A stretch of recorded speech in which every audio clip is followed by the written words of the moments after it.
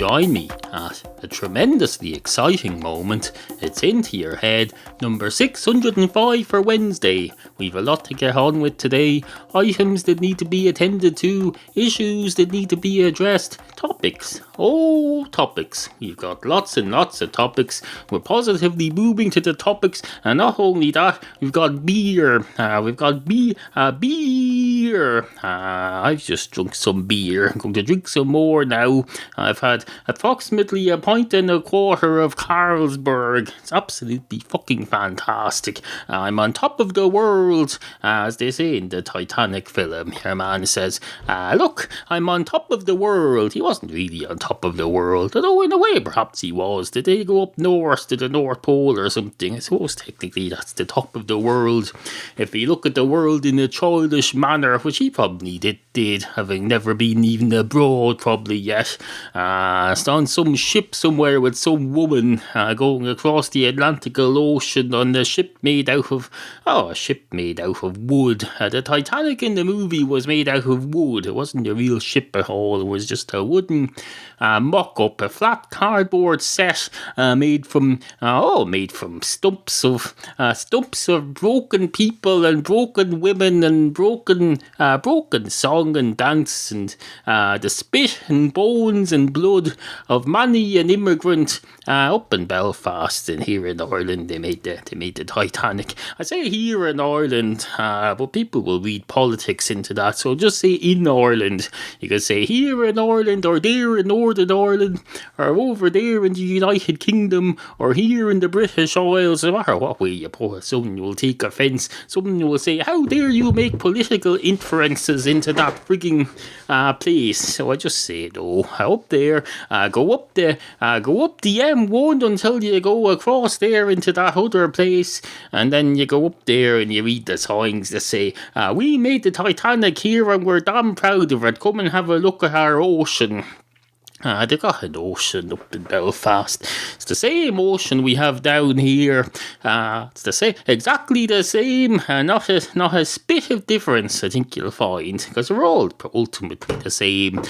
From one end of the street to the other, we're all the same. In my street, everyone's the same anyway. Admittedly, I live at the end of a dead end, and the people who live at the beginning of the dead end are probably a bit more cautious in personality than me. I don't have to worry about people walking past my house ever, because there's no past my house. My house is at the end, so I can look out my window most of the time without fear of anyone being walking past my house, and without having me having to worry about whether what that person's up to. Why are they walking past my house? I can be damn sure if someone's coming up here, they're coming in here. May well be a bad thing, but at least it's one less thing to have to worry about, one less possible connotation of life to have to worry about. Possibly 10,000 less parallel universes on average than the people who live at the opening end of this dead end, because they have to worry about not only the people going past their house, but the people going along the main road who aren't even turning into this road. They go past the side of their house. See what I mean? You probably don't. I'm probably not explaining this very well. Doesn't really matter. Anyway, suffice to say, I'm getting drunk. Hello, and welcome to Wednesday's Into Your Head radio podcast online adventure. Into your head, better than spending the day sleeping.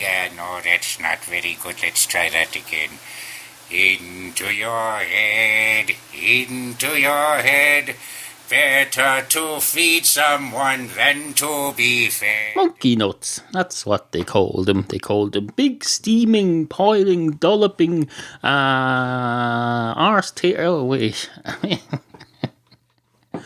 There's probably such a thing as going too far, too far too far down a one-way dead-end street.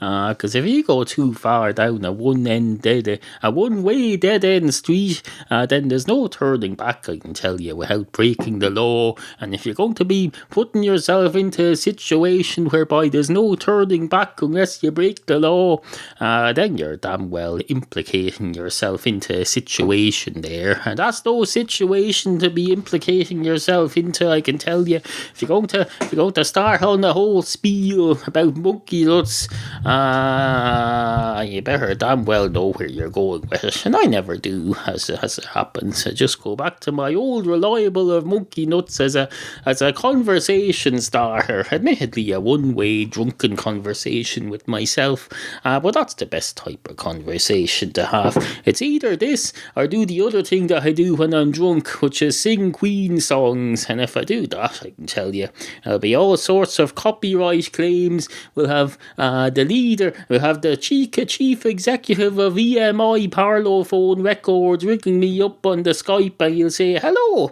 were you singing Death on Two Legs?" Well, we happen to own that. It was created by Freddie Mercury, who we own. We own his ashes. We own the very essence of everything he ever created, except the stuff he did with that opera woman, maybe. I don't know. I haven't checked. Frankly, I couldn't care less about that. He was probably drugged up on, I don't know, cat milk.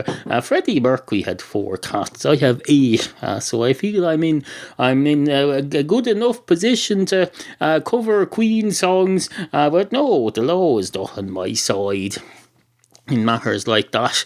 So I have to put in a bit of self-restraint. I have to restrain myself, put myself in the straitjacket of legal obedience and compliance. And as they say, you can't spell compliance without a C or an O or an M or a P or an L or an I or an A or an N or another C. Although you could have 1 C and use it twice, I suppose. Do you need 2 C's, or can you just reuse a letter? I don't know how that works. I suppose in handwriting you need twice as much ink because you're writing the letter C twice. But if you're doing it on a word processor, you can just press the C button twice, so you're just using the same C twice. But if it's a typewriter, again, you'll be using twice as much ink or ribbon stainage or whatever the hell it's called. So another C, and then an N, and then a third C. Oh no, there's a second C. I've lost count. And then an E. You can't spell compliance without using any of those letters unless you're going to spell it incorrectly, in which case you'll be non-compliant. You'll be non-compliant with European Standard Regulation number EISEQW67924, and I can tell you, if you're not compliant with EU legislation standard 5, whatever the hell I said it was, or whatever it actually is in real life, then I can tell you, you're up shit creek without a paddle. I've only had 1 point. Isn't that interesting? Or was it 1.5? I think I said earlier I'd had 1.25 points, but I've just realised that's not true. I filled the pint glass up and then drank a bit and then poured a bit more in, so I thought I drunk 1.25 glasses, but no, I've had 1 pint and I've had about 2 sips out of the second pint, and I'm about to have a third sip. Here we go.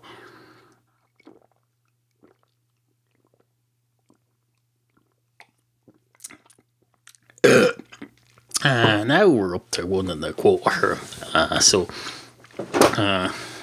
very swiftly, I've caught up on my own narrative now, which I suppose is interesting. It doesn't really add anything or take away anything from or to the debate. Not that it's a debate. I'm not debating anyone as to how much freaking beer I've drunk. It's written here on the can in pretty plain letters here.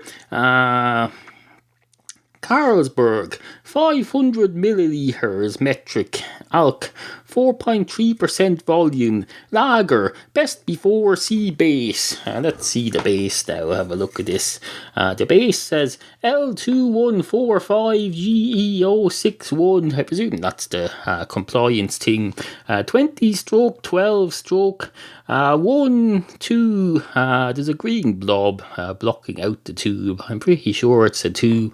And then 22 hours and 29 minutes. So that means this is best if I drink it before 10:30 at night on the 20th of December later on this year, in the year of our Lord 2012. Isn't it absolutely fantastic that we can put such an arbitrary exact date on things?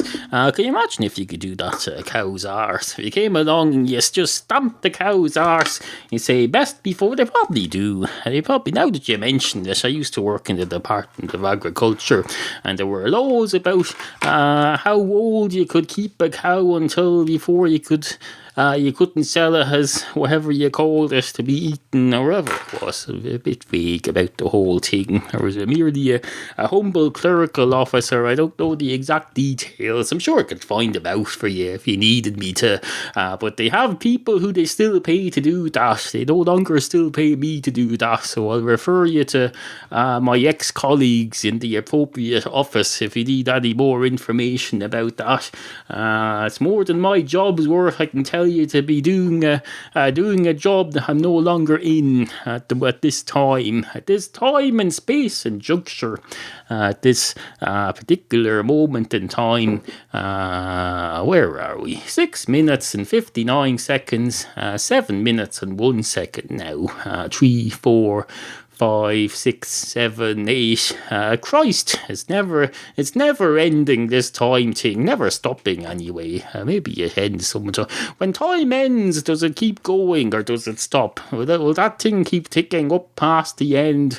How will we know it's the end? That's the question. Will all the digits turn to E, and will we think, oh, it's the end? It's the end of the world as we know it. It's the end of the world as we know it. It's the end of the world as we know it.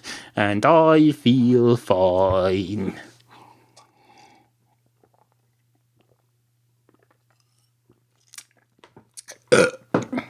Anyway, on with the show. Into your head. I suppose now is as good a time as any to do a Two Cats Walk into a Bar story, or some variation thereof, as is traditional here on Into Your Head Radio. It's being a tradition. Well, I suppose in a way, not since the beginning, but back before podcasting, I used to write Two Cats Walk into a Bar stories on a pretty much regular basis. Then I realised about a year ago that when I ran out of things to say about monkey nuts, I could just say Two Cats Walk into a Bar and do it in audio format. So we do that now. It remains to be seen, I suppose. Will we? Who am I asking? To whom do I pose this question? I suppose to this can number 3. Although that's not to say that I've drunk 2 cans yet. No, there's still about a quarter of a pint left in this glass here. I can go to crack open the 3rd can and straight away pour some of it into the glass to give the head a head start, so to speak. The problem with this Carlsberg is you have to give the head plenty of room. You can't just go dashing a whole can of it in all in one go, unless you have an almighty one hell of a 2-gallon bucket glass to drink out of, in which case I wouldn't trust myself with this equipment. If I had that much glass in front of me, I can tell you I would not be trusting myself with my valuable podcasting equipment here. No. But don't worry, I've taken precautions. I have a pint glass and have a square club milk biscuit mug into which I put the glass to hold it steady. and avoid accidental spillages. I also have my black and white cat glove puppet at the ready to clean up any spills straight away, which I've already done. I've managed to spill some already, but no large amount, and don't worry. The more valuable equipment is elevated up above the desk, so it's not likely to get spilled on unless something rather severe happens to the forces of gravity and the polar. Although now that you mention it, there's a thing on the news this morning saying there's something happening on the sun, and there's some blob of stuff coming from the sun that's going to land on Earth sometime today, and it's some sort of magnetic thing, some sort of blob of energy, and it's going to, I don't know, it's going to do something. It's a solar something or other from the sun, and it's from one of the bigger sunspots on the sun, and it's going to come here. Some fella says, I saw it up on Google Plus earlier, and the first comment on it was, LOL, according to the movies, there's always something on the way to kill us from the sun. Ho ho, that's the internet for you. For all of us, we're all free to go, LOL,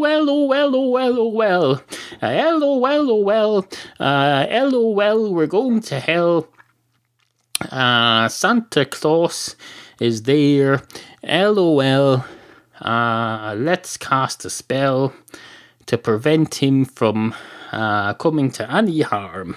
Can you do that? Can you use witchcraft to protect the likes of Santa Claus? Wasn't this supposed to be a two cats walk into a bar story? I think it was.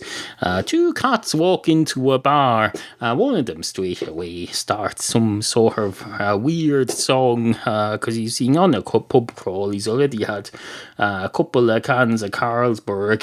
Why he bought them in cans when you can get perfectly good Carlsberg on tap in pints in pubs, and it's far more delicious. I don't know. Maybe he did some drinking in the park or something to get himself going because he's on the budget. I don't know. Who am I to say? I'm just a narrator. It's for the creator of this work to say, and I'm not. Although I am the creator of this work, I'm currently wearing my narrator of this story hat, not my creator of this story hat. I've only room on my head for one hat at any one time, unless it's one of those weird hats, like the one that my wife is wearing to a wedding today. She's wearing a little flowery hat that only covers about 1/4 of her skull. It looks fine. Women can do that sort of thing, but you wouldn't want to be wearing two of them at the same time, even though there'd be plenty of room for them, because that would look odd. The Queen Mother can get away with that sort of thing, but only because she's dead, and when she was alive she was over 100, so people just said, oh, there's the Queen Mother, she's wearing a hat again, isn't it great for her? She'll probably be dead soon, just like Mother Teresa and all the rest of them. Pope John Paul II, they're all gone now. We thought they were all going to live forever. Turned out they didn't, well, unless they're in some sort of afterlife. Who am I to say? I suppose if there is an afterlife, there's as good a chance as any that all of these dead people are in it. I don't know how it works. Hard enough to make sense of the universe as it is without trying to make sense of the universe as it will be when we're dead. Not that the universe automatically changes. Whatever's there now when we're dead is there already. So we should probably go and I don't know. Professor Stephen, did you hear Professor Stephen Hawking is a gambler now? He lost some bet on that new thing with the something experiments. He said, oh, I had £100 down on that the experiment would go the other way, and it didn't. It went the non-other way, and he lost the bet. It was all a big joke. Everything Professor Stephen Hawking says these days is looked upon as a big joke. He said they go, oh, isn't that cute? The fella who can't talk is betting money on things and losing it. Oh, chuckle, chuckle, chuckle. One of the finest minds of the 21st century and the 20th, which makes him a time traveller, to my mind. But no, he's just looked upon as a big joke. He put him in freaking episodes of Star Trek with a fictional robot playing a game of cards with him and Einstein. Absolutely. That wasn't even the real They had the real Professor Stephen Hawking, but a fake Einstein in that Star Trek The Next Generation episode. Absolutely fucking ridiculous. Are we recording? We are. That's great. Another 7 minutes in the can. We're 2/3 of the way through Wednesday's show. Isn't that fucking amazing? Fucking amazing. They're making great progress thanks to the powers of the alcoholic beverage. The alcoholic beverage. This is a special edition Carlsberg can, incidentally. Although not that special, because I've got about 18 of them in my house at the moment, and they're all the same.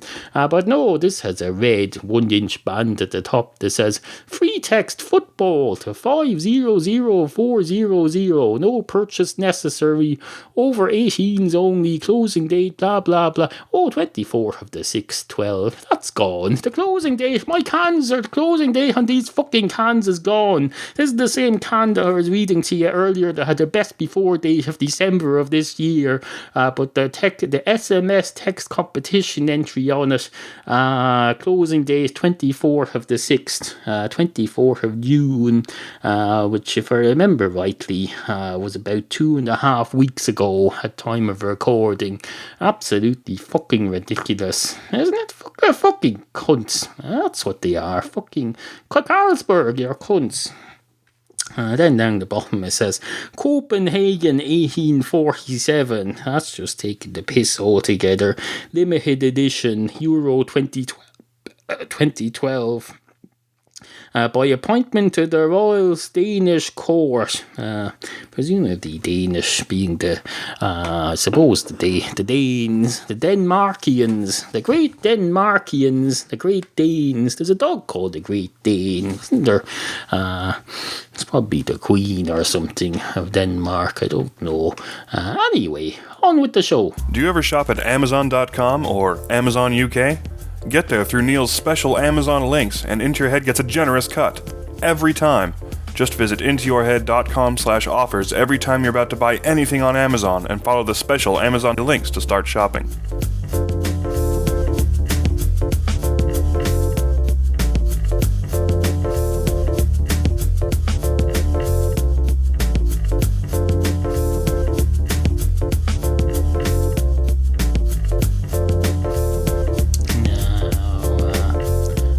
What you're thinking there. You're thinking he's probably going to need a piss sometime soon. Well, I've worked that into the process. I've just been for a piss.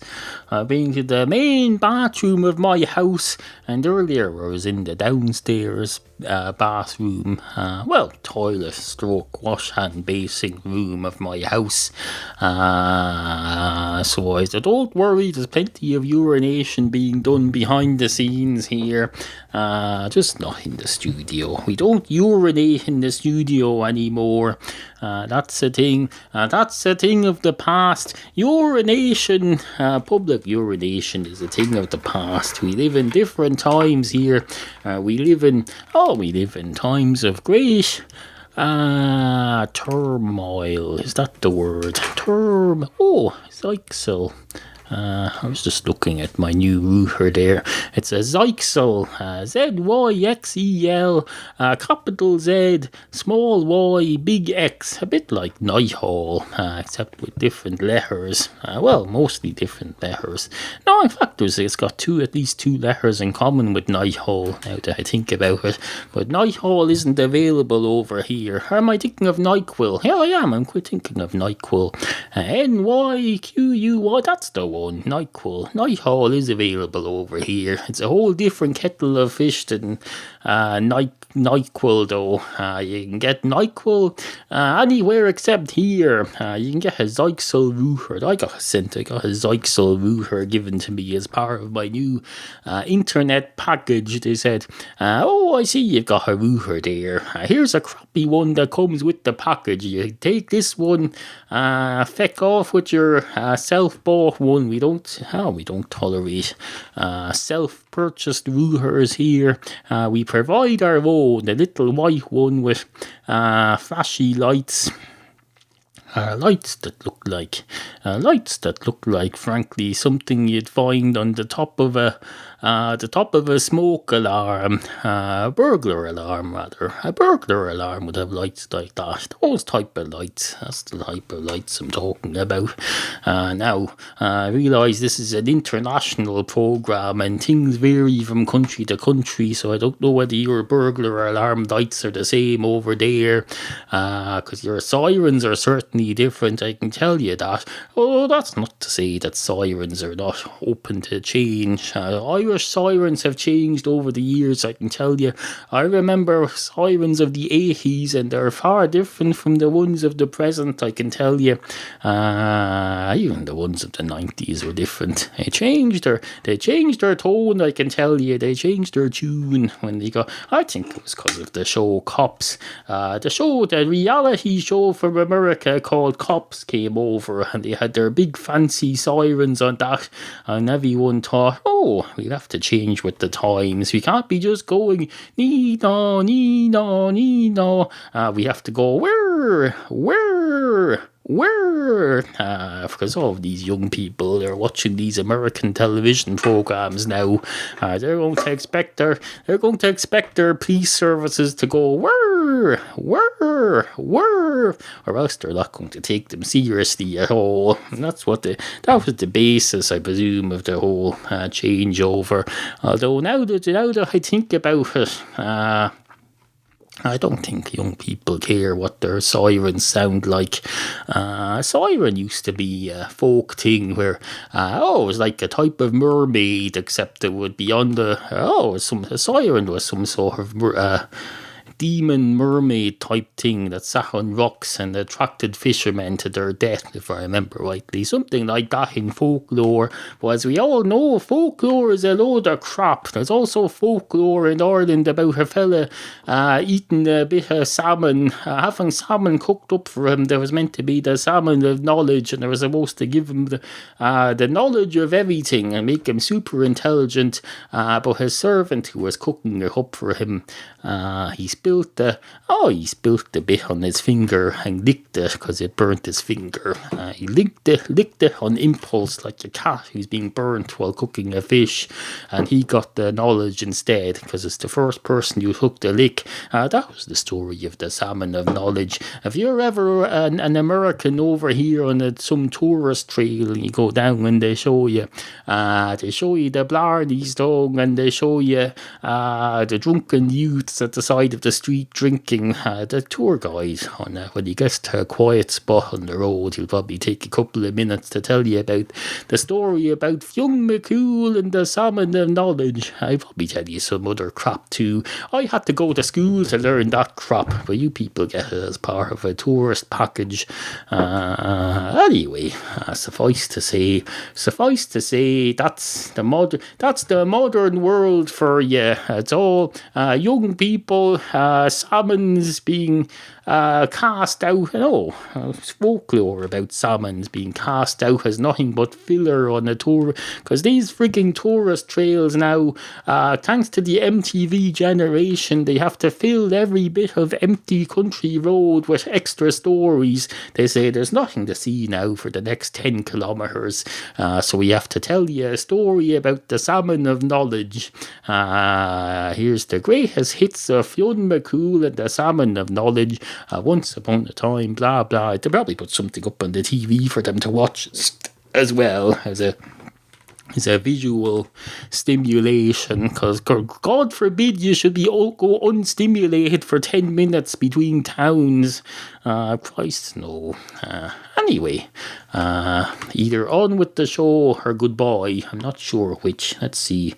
This segment is 6.5 minutes. Add that to 21.5 minutes.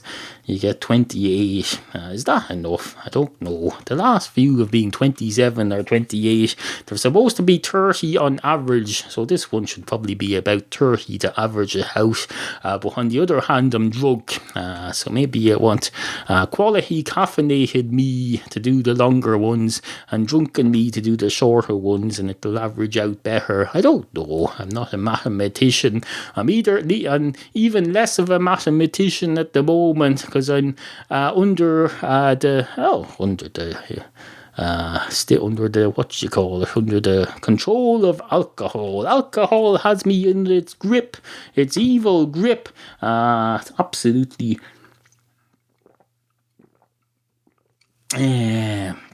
Anyway, good morning. Sit, Kofi, sit. Good cat.